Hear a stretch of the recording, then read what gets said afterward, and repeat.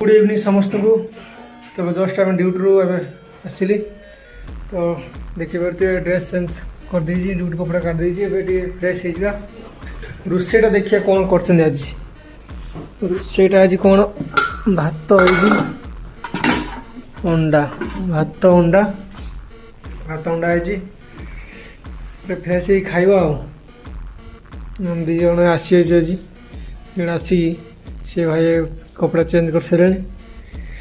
रोषेबास सरी खाइबा खाली फ्रेश हो परिया कौन अच्छी परिया सरीरा काली काली कौन परिया करी कौन अच्छे परिया परिया तो कौन खाली बंधाकोबी अच्छी बैगन दीटा पड़ी कौन कदली कदली दीटा अच्छी गोटे काम कर डालमा करिया हला बोइताळु सारू आलू आ ये पके कौन कहले जो बैगन पके डालमा करिया आ ये करिया कौन कहले बंधाकोबी आलू भात कदली आलू भात हला डालमा तो हम डाली करिया हो ना देखिबा डाली डाली करिया कदली आलू भात जीरा जीरा लଙ୍କା गुंड पके खंड अच्छा ताले एबे चलो तुम जाऊँ फ्रेश हो गुड़ा फुड़ा धोईकी ना जल्दी आसे खाई देकी